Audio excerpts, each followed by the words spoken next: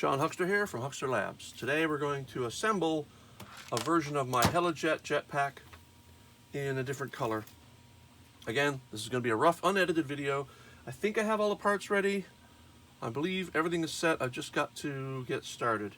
And this is going to be one of those videos where I take the parts from the rafting straight through to cleanup and assembly with all of the warts visible. So all the effort that goes into it, all the strain and stress of tearing apart plastic, all that's going to happen in front of your eyes. I'm not going to hold anything back. Hopefully I have everything I need. I don't want to have to edit this video. Here we go. So this is the jetpack. Comes in a number of parts. People may be familiar with it, maybe they're not. The idea is the lifting bells come off of the sides and attach to the sides over here, back onto the shoulder. We have a thumb wheel to allow rotation of the lifting bells, and this fits on the back of a G.I. Joe or a 12-inch figure, and straps. Then you pull the joysticks out,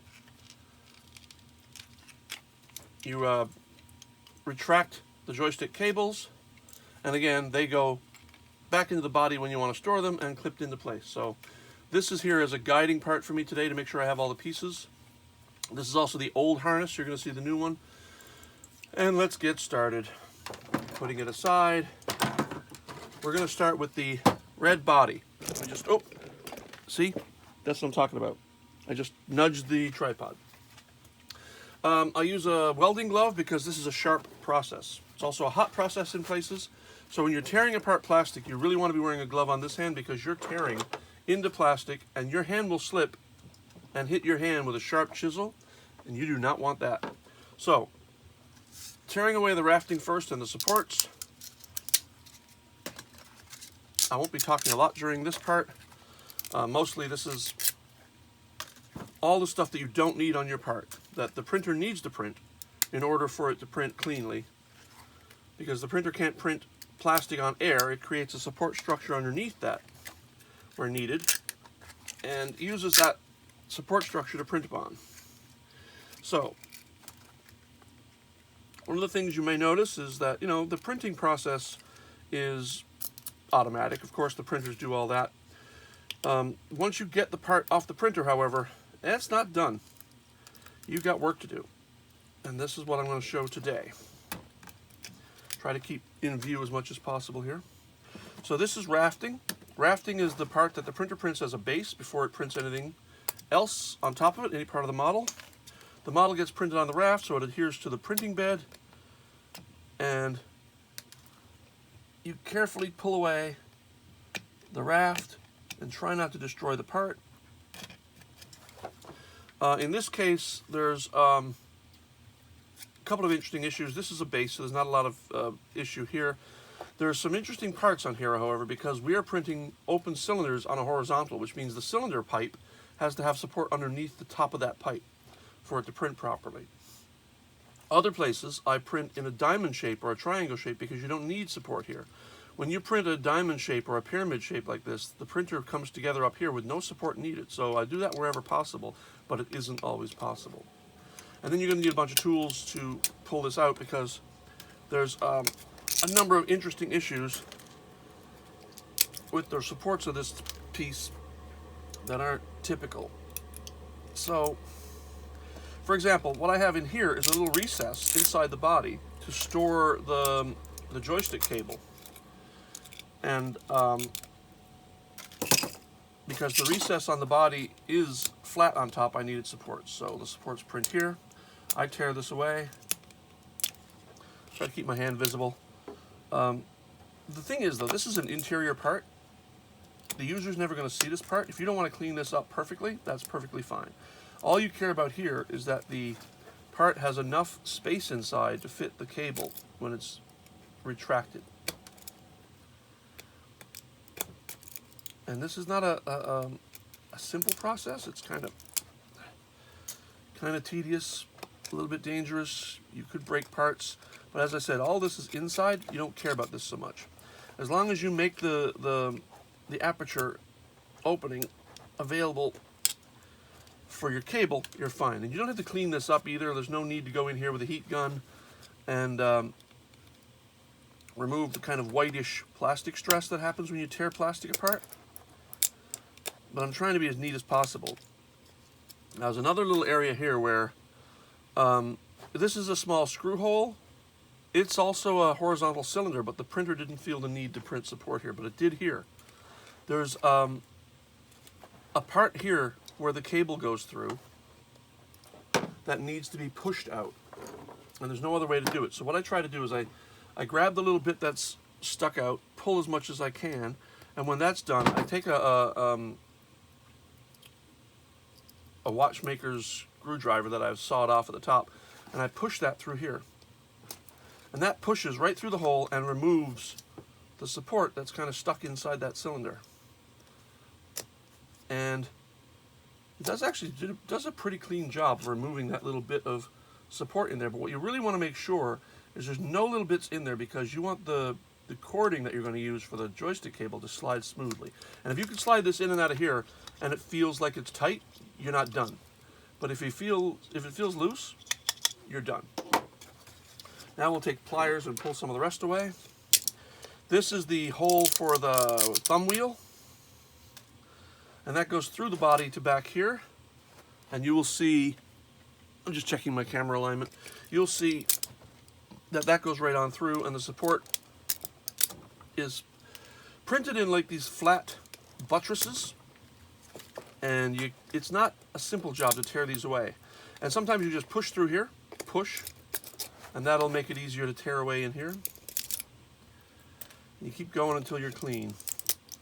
Now this is an interesting part too, because this connects directly to the horizontal cylinders cutting through the body here. And so you want to get in here and pull these away as well. And when you pull away these vertical bits, you're left with like a roof support that actually comes away rather cleanly, but it's still interesting because you got to get in there and pull it away. So you pull it away on both sides, get rid of the vertical stuff, then using a tool, pull away the ceiling, as you can see. And it's helpful in this case to have a slightly curved chisel, so you can push it in like so and pull it down. And when you've done that, you've made a channel for the rotary arms that spin the controllers, and it's not ready to come out yet. As I keep saying, this is a tedious process, and there's no perfect way to do it. You just got to get in and tear away until all of the stuff you don't want is gone. See how that just came right out of the arm? Now this is a perfectly clean cylinder, and my rotating arms will work fine there. And I pull this away. You see that comes right out through the body. And only a little bit left to go at the top of the thumb wheel. And other than a little bit of cleanup, we're basically done. You have to take a little chisel here and pull away this little tiny bit that likes to hang out right up here. Otherwise, the thumb wheel will have no room to turn. And now it's basically done. This screw hole didn't appear to need supports, but these did. So you very gently grab the bit that sticks out and pull if you can, and you hopefully get the whole screw hole come right on out. The support for the screw hole come right out. And if not, it doesn't matter too much. Like in this case, it didn't. But it doesn't matter too much. You can go in with a little hand drill if you want. But it doesn't matter, because in the end, I'm going to be putting a screw in there. And that screw will just do the work for me, because you don't see this part. So that's essentially cleaned up. Oh, a couple of little bits right here. The supports for the jet louvers have a little bit too much overhang, so the printer felt the need to support it. That's one part done. We'll do the cleanup in a bit. I'll put that aside and go to the body's other half. This is the half that holds the seat cushion and connects to the body. The seat cushion also holds on to the strapping, the elastic strapping that we're going to use. And I'll show you that in a second. So we pull away this part here. This support is needed because this upper part causes a horizontal overhang. And if I could have printed that with a triangular angle, I may not have needed this support, but it really went against my design. So I'm willing to put up with the support in cases like this. So you pull this away, and you pull the bottom away. This is the rafting on bottom, identical to the other part. In order to print without stress cracking layers, I print this part relatively hot. So that causes the rafting to stick stronger. So you really got to be more diligent, harder on this part. Sometimes, depending on how you print things, these rafts just fall right away, like a dream, and I'll probably show you that in a bit as well. So continuing here, pull away this rafting.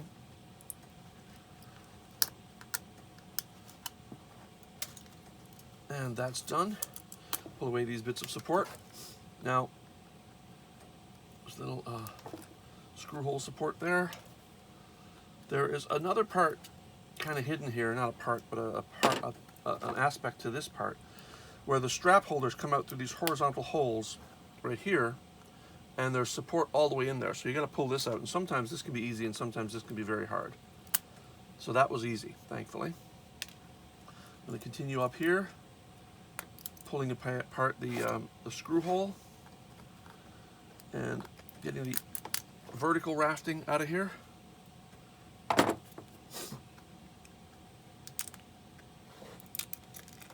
And then clear away any of the little bits. This as they push through, because that's the thumb wheel hole. And the part, as like the other piece, there's a part that hangs on here. That's a vertical overhang for the thumb wheel. This part, by the way, is invisible to the player. You won't see this. So if you can't be absolutely clean, that's fine. But the goal is to be perfectly clean. You do have to clear it away, though, because you do need room for that thumb wheel. And if this rafting stays in place, it's going to bite into the thumb wheel as you turn it. So we got to tear this away. The thing is, because that part's invisible to the player or the user, it doesn't really matter that it's perfectly clean. And I'll explain that in a bit. Yeah, so there you go, that's all pretty clean. Then you take your cutters and pull away the screw hole supports if you can. Now they're attached back here too, so pull away these supports. Yeah, pretty easy. Just pull away and the cylinder comes right on out of the hole. And that's a clean part as well now, more or less. A little bit of tidying up, which we'll explain later. Oh right, the top strap holders. There's holes here for the strap holders. This comes out fairly cleanly usually. When it doesn't, it's a bit of a pain because you can't get in there. And you will see the white plastic stress on this. We're not worrying about that right now. So the next part are the engine bells, which are situated here on a raft. Just checking my camera alignment, good. And this will come away fairly cleanly, hopefully, because I've done mostly entirely flat surface here. This is all flat, so the rafting doesn't have to have any complications to it. It's all just a simple flat raft and comes away cleanly until you get to the back here, where you have the connecting arm, or the connecting cylinder. There's a little bit of not only rafting here, but support. So you got to tear the rafting away. And when the rafting has supports next to it, it's much harder to tear away. And you pull away the supports, and then you rip away the ceiling support. Again, you see the white plastic all around. As you tear plastic, that's what happens. And you take a chisel and pull out the supports here. Now this hole is a square, and because of that, this rafting, this support is absolutely necessary to go in and print this as a ceiling, which requires support underneath, which is thin strips of plastic, but boy, can they be strong. So I pull that away like so, and pull. And you can see, maybe from the camera, you can see it goes all the way into the back wall cleanly, just leaving that top ceiling bit, which you pull away with a chisel like so.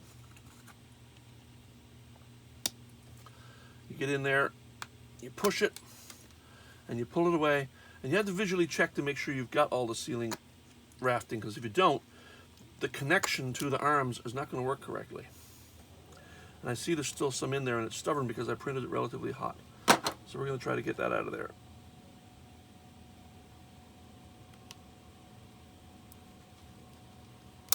There we go. Sometimes it'll just snap away, and then you can clear it out with a chisel, and it's done. Now you know you've got a clean opening for your arm. If you want to test it, you can test it against an existing model. So I still think, I seem to see that there's a little bit left in there. There we go. All right. Now what I did there is I pushed a little too hard and I broke through the model, as you can see here, but that doesn't matter because that's going to be completely covered. I think that's the very first time I've ever done that. Broke through the model. But anyway, we clear the supports out of the bell, done. And we have a second bell, and I've torn the rafting away on this one already before I realized I was going to do a video. I'll do the same procedure here where I reach in, and I pull that out, remove it with pliers, and then go at the top raft, and this being the hard part. And like I said, sometimes this comes out very easily, and sometimes it's not easy at all. But you got to get it all out, otherwise the parts won't fit together. There we go. Pretty sure now that that is done.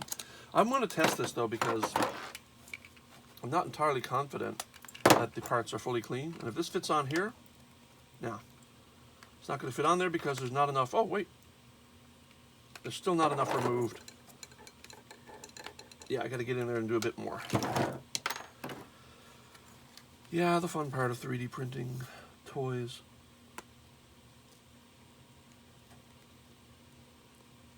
And the next time I print these bells, I'll probably print them not as hot because they don't need the heat. I've not noticed these cracking. Seems to think that's okay, but it was a bit tight. All right, moving on. Now we're going to find the black parts. I'm doing this model in red and copper mostly. Clear off some of this rafting.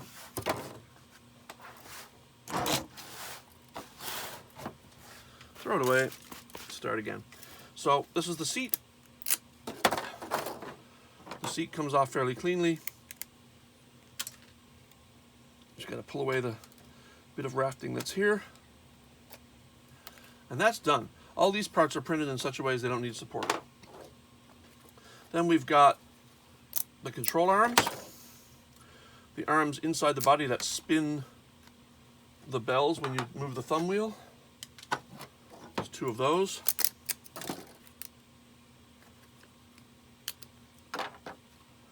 These are printed in such a way as they do not need support. They do need rafting, of course, but they don't need support because the way I did the support is on the bottom where there's a square hole here, I pyramid that inside. So it pyramids up and does not need support at all. And so I do that with two of those pieces. How that works is you have a thumb wheel, which I'll peel away here. I've printed a whole bunch of parts on this one print run, so this raft holds a bunch of different parts. I'm going to peel this away with my putty knife. Anything that has a wider surface when you're raft cleaning, you want to use a knife like this rather than a chisel. And hope that you haven't printed it too hot and it makes cleanup hard. Yeah, this might be a little difficult. Bear with me as I tear away this. Once you get your blade purchase inside the raft, it's usually pretty clean and easy. Yeah, done. And then you'll notice that the thumb wheel has a hole instead of shafts, and the hole is to put shafts in, because I found that if I print the shafts as part of the wheel, they're very weak and can break easily. But if I do it this way, these shafts printed horizontally so that their layers are on top of each other laterally gives them a lot of strength. Whereas if I'd print these vertically, they'd snap like twigs. So I pull these away. Actually, I think I only needed one of those. I printed two anyway. And then we've got the upper louver vents. They're attached by a very small amount of plastic, so there's not much cleanup needed there. Then the joysticks. There's two joysticks, which I'm printing in black for this model. This model is going to be red with black accents and copper for some of the other accents. I usually like to print these in 3 colors. This one is red, yellow, black. This is going to be red, black, copper. I've done them in black, silver, red as well, I believe, the stealth version. Now, the other part of these arms are the clips, which clip the bells to the body. There's 2 of these, and they come off hopefully relatively cleanly. These are also printed horizontally so that the strength in the fork, let me just explain for a second. The fork of these, as you might be able to see there, clip into the bell and hold on by that fork being a spring mechanism. So they're printed horizontally so that doesn't break. And believe me, they will not break. Not in that way. So the other parts I need are 2 hubs for the engine. And this is printed relatively without support, but there's some places that need support. I print the hole going up through the engine cleanly open so that there's no need for support, because we need the bottom open for the clips to fit in, like so, and we need the top is going to be covered completely so you can have a hole there instead of having a surface. If there was a surface, I'd have to have supports in here, and that would complicate matters. But inside, I have 3 holes for the engine arms, and they need to come out. It seems like 2 have printed with supports and 1 has not, so that's good. It's literally just pop these out, and then you do that to the second one. If I'm off camera for a second, please forgive. Same thing, we don't need support, but we do have support here and on this side here for the engine arms. Again, clean up your rafting and support that you don't want cluttering up your table. And the last bits for the black parts for the jet itself are these arm struts. These are printed vertically because I want them to print like clean cylinders. And there's a reason they don't need to be very strong, because they are being pushed against the body by the engine hub, and that forces some strength upon them that they don't inherently have. Like, I could snap one of these off very easily if I popped it, but I don't want to do that. When they're attached to the body, they're going to be practically unbreakable. There's no real way you can get in there and try to twist them in such a way as you might break them. But the cleanup, that one did break, but I think it broke right clean at the surface, so I'm going to leave it. I'm going to use it anyway. Cleaning it off the raft is important, because what I just did there, you can't see it here, is my knife tore a little above the raft, so I actually tore a tiny piece of the part away, exposing the interior structure. Again, it's not something that the user's ever going to see, the player's ever going to see, so I'm going to go with it. If this was a production model, I'd throw that away and grab another strut. As I don't have another strut for this demonstration, I am not going to print another one or use another one. Okay, that's that. We'll get to the harness last. This is the copper pieces. The copper pieces consist of a jet engine, which we attach to the back of the body, 2 vented covers for the engine cores, these, the engine hubs I call them, and then 6 vent louvers to go around the outer part of the body. I printed multiples there because I have 2 versions. I'm experimenting one that has some detail on it, and it looks like it printed pretty cleanly, so I'm going to go with those. So they go here when I'm done, and add detail to the body. All right, that's those parts. Like I said, I'm going to leave the harness till last. Oh, and there's one other copper part, and that's the ducted bottom. That is a piece that sits on the bottom, which for the black piece is right here. This is going to be copper. Now I can take my glove off and probably get started on cleanup. So the next part's kind of find parts that you know the user's going to see. Check for plastic stress. I'm going to put my glove back on, I realize. And you're going to use a heat gun. I have a Wagner heat gun, and we're going to use that heat gun to remove the white discoloration caused by plastic stress when you tear the plastic away. And you'll see the way to do this is do it in multiple passes. Wait till the gun gets a little hot, then you can run the gun over it. And you can see if you run through passes, not staying too long on any one part, it'll remove that white plastic stress. What you don't want to do is leave the gun on any spot for too long, because you will melt this plastic. And you'll notice, because I use tweezers here, when I move it you can see what was left behind. So you can see how it effectively removes the plastic stress.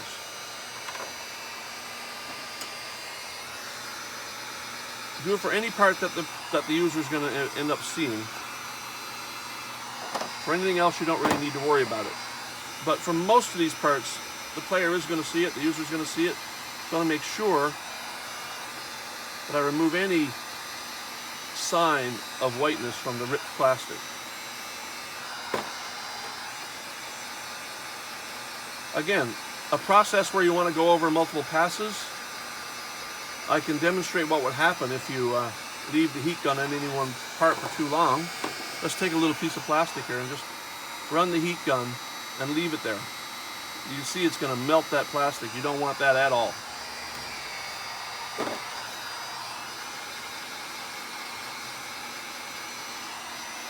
Run it in waves, never holding the gun steady for very long, and watch the white plastic stress disappear. And when it does, you know you're done.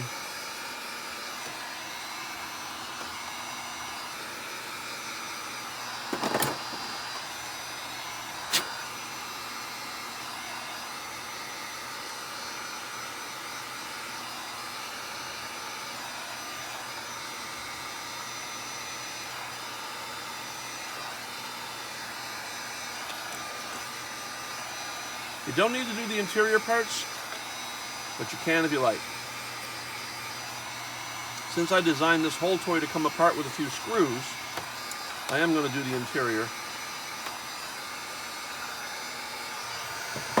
Now let's see what else needs heat gun treatment. I think the hubs need heat gun treatment because they're visible to the player. So you want to, not this, these. I'm going to grab this with a tool of some kind and get the bottoms. Also, the clips definitely need to be heat gun treated. They're visible to the player. And these guys here have these little bits on the bottom, not a lot. And you notice I'm not using gloves on this part because I'm keeping the heat away from my fingers, believe it or not. And the joystick bottoms. And I think that's that. So now we're going to start assembly. We start by putting the thumb wheel together and the control arms. So the thumb wheel has this control pillar, which you can put in place just by touch for now. And this goes in, oh yeah. In fact, they go into here first. Now I made these really tight, so I'm not quite sure if I'm going to need tools to push down on this. What you do is get the shaft into one of the arms, then you put the thumb wheel in place with your fingers, and then you push the shaft through the arm until it goes through the thumb wheel, as you can see. Then you can take the other arm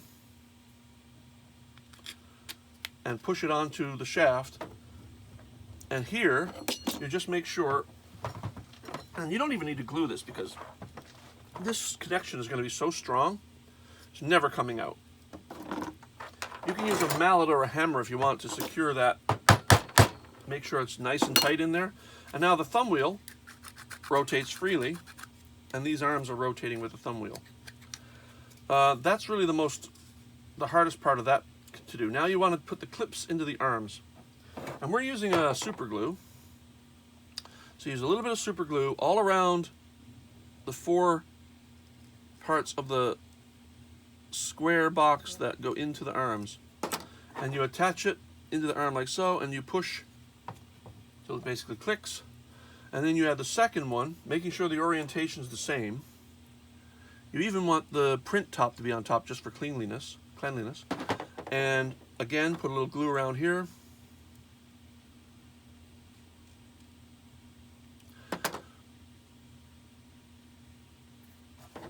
Now the interesting thing about super glue and ABS plastic is this stuff makes a very strong bond. When this dries, this part is very unlikely to break.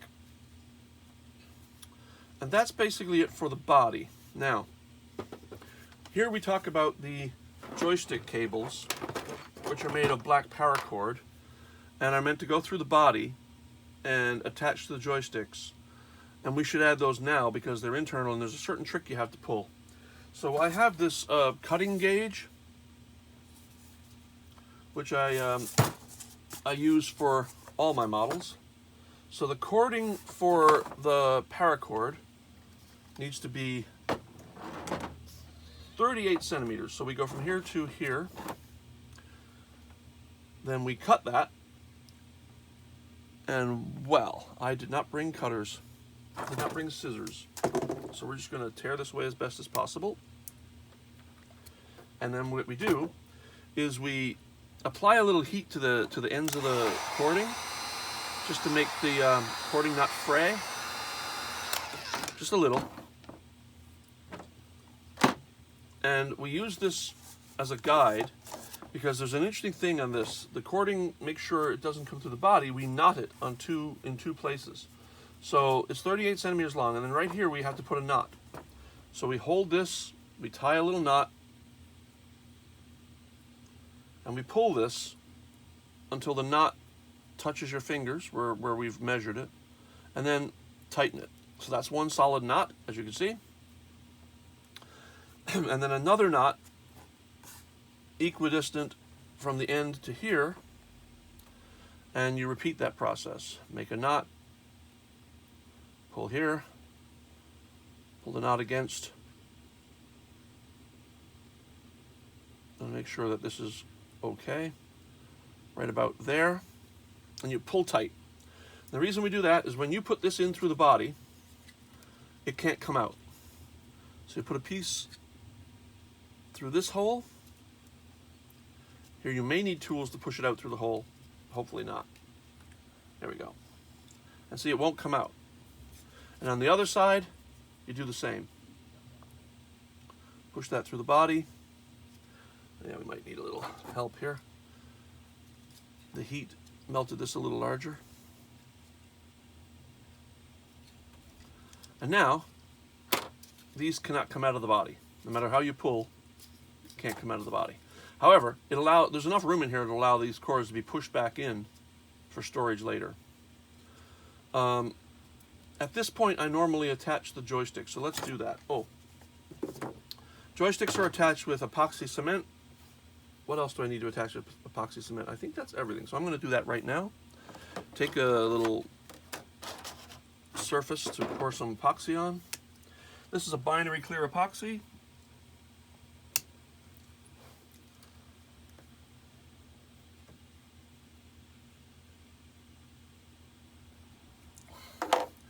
Grab a toothpick, blend your epoxies together nicely.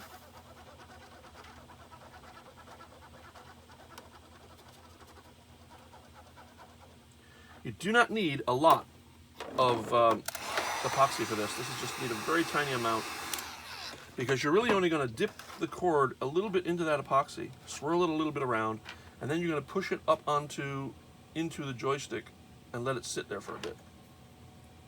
And do the same for the other side. And the reason I use epoxy is because it's a very strong hold, and unlike crazy glue, when you pour epoxy on a plastic cord like this, it doesn't leach up into the cord and solidify it. If you were to use crazy glue, the cord itself would get kind of hard because the glue would using capillary action, soak its way upward, and then it would kind of ruin that material for you. Okay, so we don't need the epoxy anymore. I'm going to put it aside. Next, I think I will do the body. So the body fits over here, and then the seat fits here. But before you do that, you have to do the strap, because the strap goes into here, up through here, and then here. You can, however, attach the body to the back first, but since the screws go through the seat, through this body in here, you kind of want to get the strapping ready first. So what I use for strapping is some standard elastic. Once I find the end here. Yep, it's a lot of elastic. There we go. And for this purpose, I'm going to heat treat the end of the plastic, end of the... that prevents fraying. And use my measuring guide once again and measure here. And once again, I've done the stupid thing of not bringing scissors. So I'm really going to have to mangle this to get it cut. Oh, look at that. It wasn't as bad as I thought. And then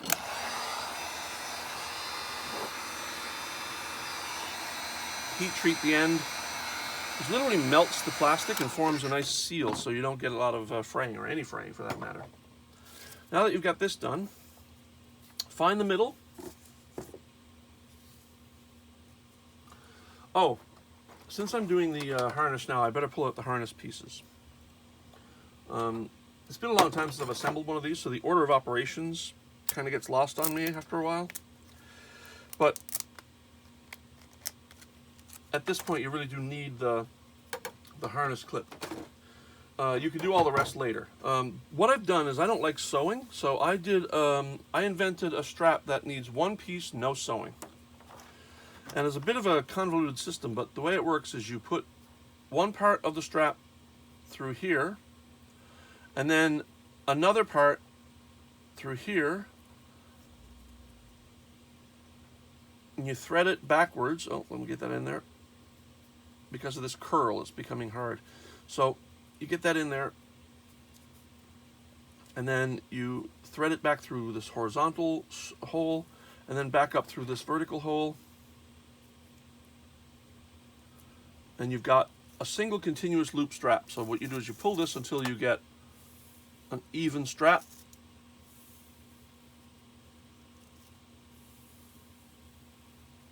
and that's good for now. Now this goes into the body at the top, like so. And then down this, you see this is rigid. It's like little teeth I've created to cut into or to hold onto the strapping. So when you do push the strapping down here and out,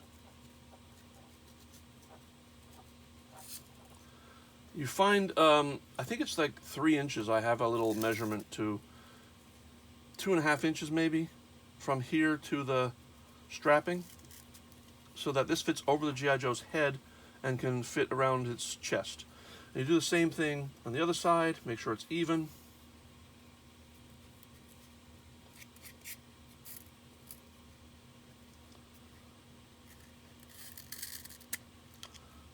This is all adjustable later, so you can slide these in any way you like, but I like to start with a nice even length. Pull here, pull here. Now this seat goes in here, and when we screw this in, it clamps these down so they can't move. So I'm ready now to push this onto here, and that will be the completed body. And to do that, you just need 3 screws.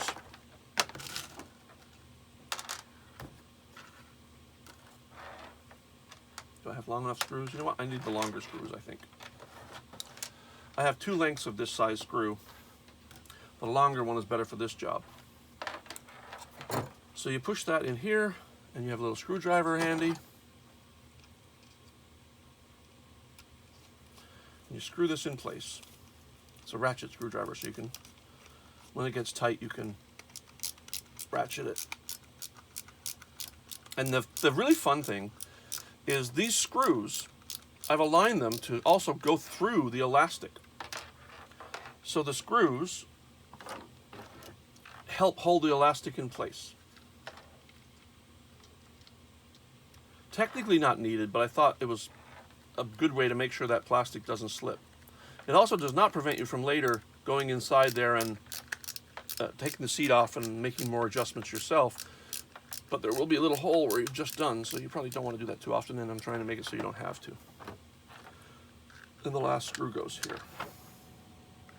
Actually, I think, yeah. I was going to say this one's longer.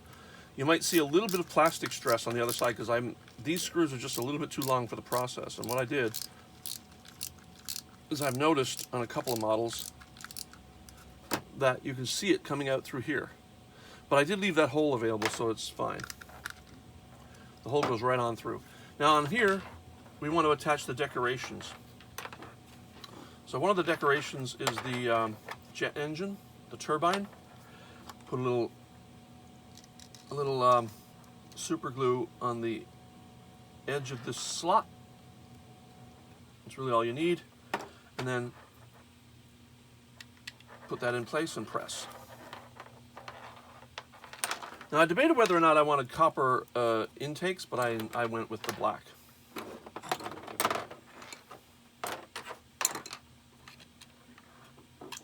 A little bit of super glue in here, maybe a little around the edges to secure the edges of the thing, and press into place. These fit nice and snug, so there's no need. And that's the entire body done, right there. That's the hard part. Oh, forgot. This goes on the bottom like so. And the reason this whole thing is removable, so I'm not going to glue both sides of this gap. I'm going to glue one side and press this into place. And because I don't want to hold this for a minute, I'm going to see if I can't use my bar clamps. 1,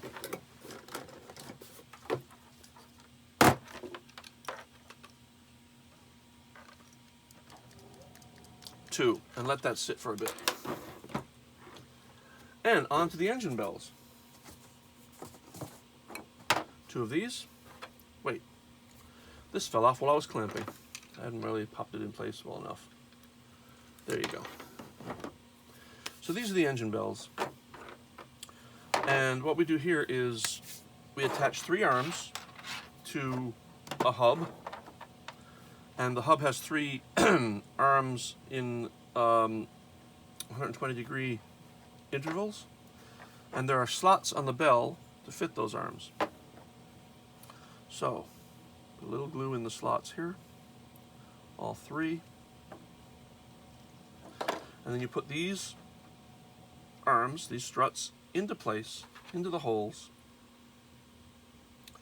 And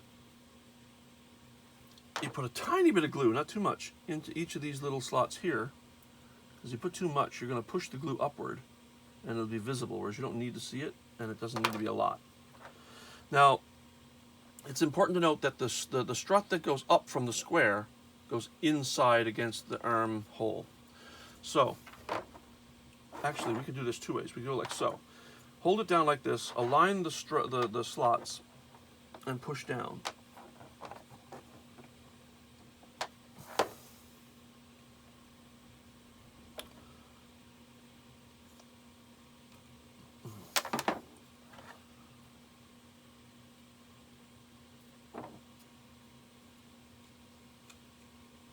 There will be some stress here, probably.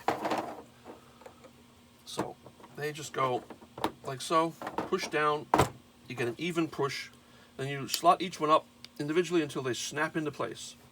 And that is one arm done once we attach the cap. So a little bit of glue here, attach the copper cap, done. We do the same thing on the other side. A little bit of glue into each of the holes.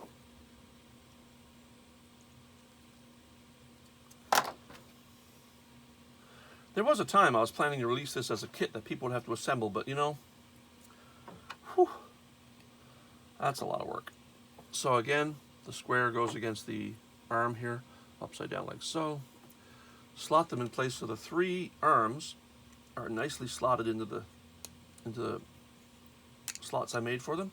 That's a little tricky because I made this very tight. There's not a lot of leeway here.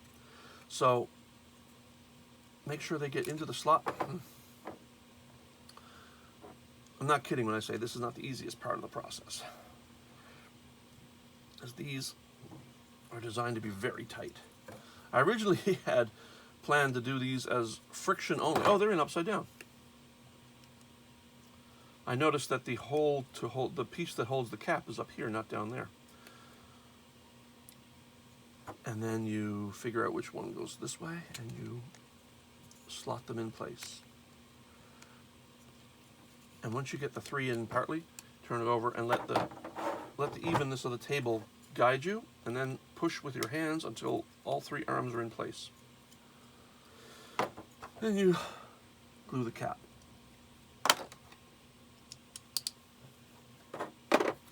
Now the last piece of this puzzle is the decoration for the bells, the 2 engine bells. So you just put a little glue here, a little bit here, not too much. Take one of the louvered vents, pop it in place, grab a clamp, and hold. A little glue, take a louver, pop it in place,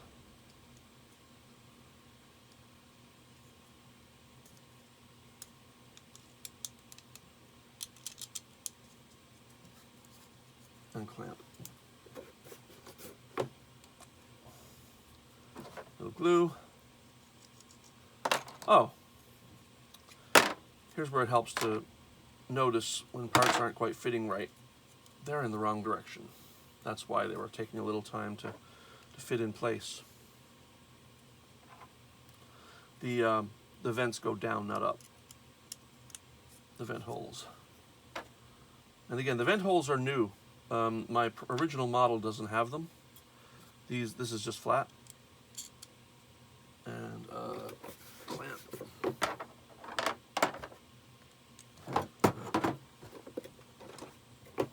Same on this side.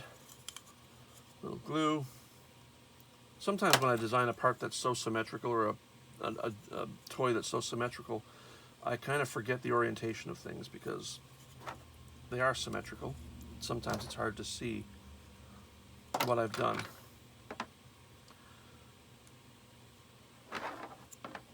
Clamp. These little clamps I found at Dollar Tree, like maybe a dozen or 6 or 8 for $1, and they have been lifesavers. They are so useful. They're fully rubberized, so nothing slips. They're strong. They're small, but most of my work is small.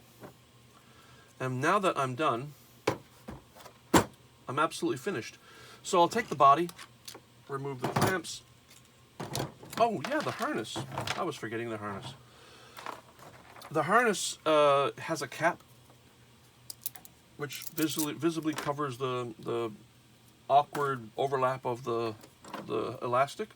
So I'm going to remove the rafting on the clamp, on the clasp cover. Clean up that, get in there with a chisel, pull away the support. The support has a little divot, which is there to make room for the elastic. So it's not just a simple matter of flat support, you got to get in under it and pull. And you'll see that in a minute. On 3 sides. Get in there, get that out of there. And then you get a chisel under it and you pop up.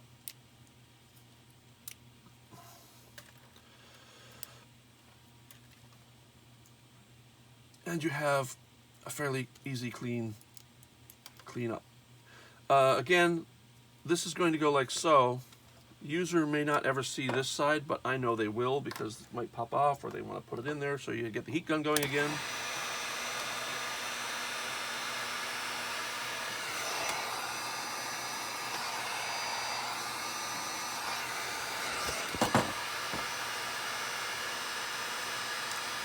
A little bit of extra stuff there.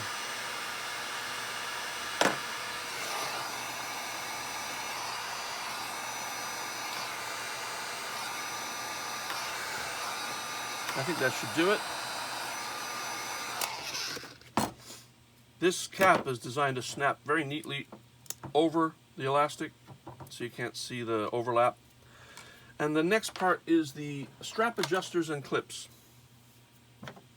So I've printed some strap adjusters here, and they're just pretty standard, very typical strap adjusters with 3 slots. The clips, on the other hand, are a little unusual because the way I designed this this whole clasp system, is a bit different than you'd see normally. There's not little, it's not a hook, kind of a flat hook that goes over into a slot like a lot of hooks, like a lot of clasps. I did something a little unique.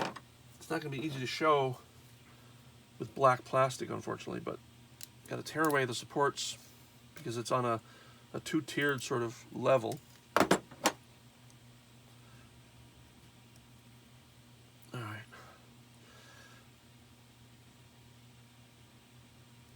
And here's where you really want to be wearing gloves, because if this blade slips, it's gonna hurt.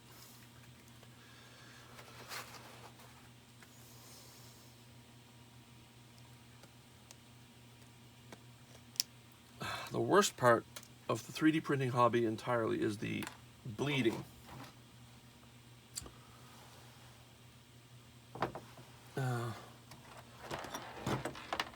What happened to the other one? It was here a second ago. Did I drop it? I don't know.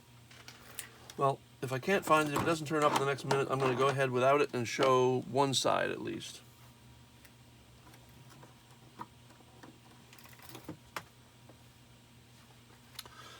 All right.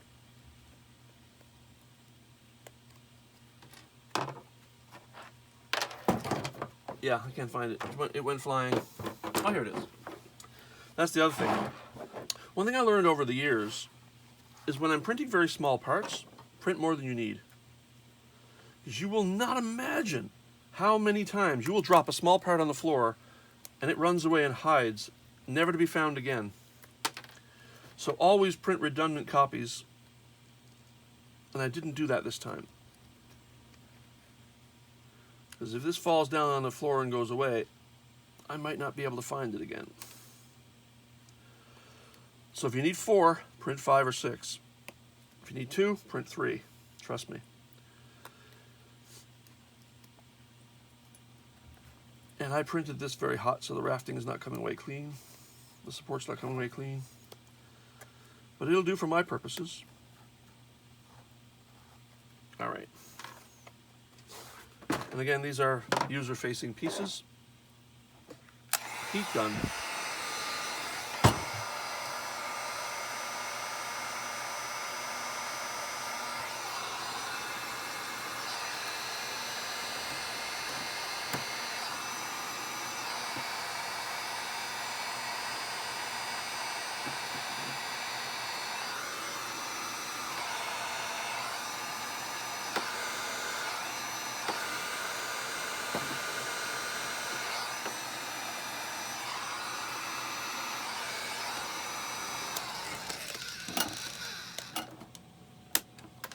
Now the interesting thing I noted earlier about how this clasp works is it doesn't fit in the front like you would think. It goes underneath and then angles back and fits into a slot here.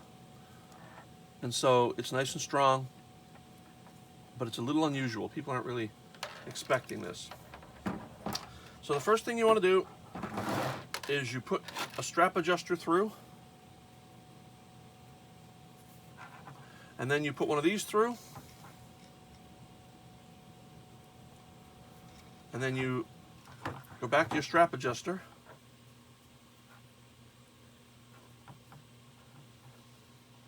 now here's the thing I always get confused with myself. So the strap adjuster needs to go into both sides first, like so, and then this goes on so that it faces the clasp correctly.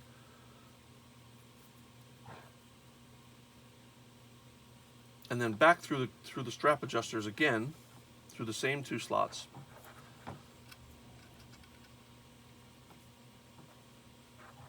And I made these tight, so it can be a little bit of a trouble. And now they're in place They're not going anywhere, and you can adjust these straps at your heart's content. Okay.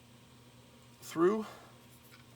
The worst part about it, of course, is when you get two of them, you want to make sure they align properly. So you kind of got to figure out where the two straps should go. So you pull it down a little.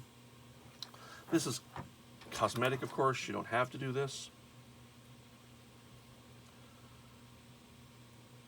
Strap goes through the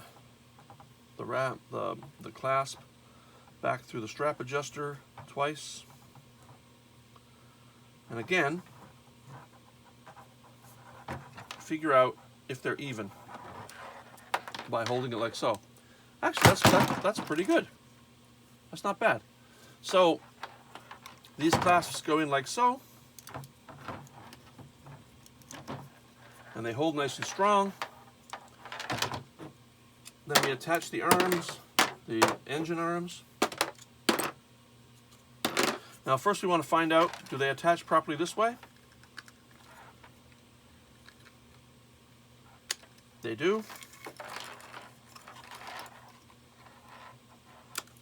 And this is so that it can be carried as a backpack or inside a G.I. Joe Adventure Team vehicle or someplace. It's for storage. And you pull the arm off and attach it to the same clip arm, and there you have it, done. Thumb wheel works. Joysticks are here. When you want to stow the joysticks, you just push the cording into the body. A little tedious. There's a fair amount there. There's lots of room in there. And you basically push it in until the joystick's all the way in, and then you pull out a little and snap the joystick to this little joystick holder on the side here. And do the same to the other side.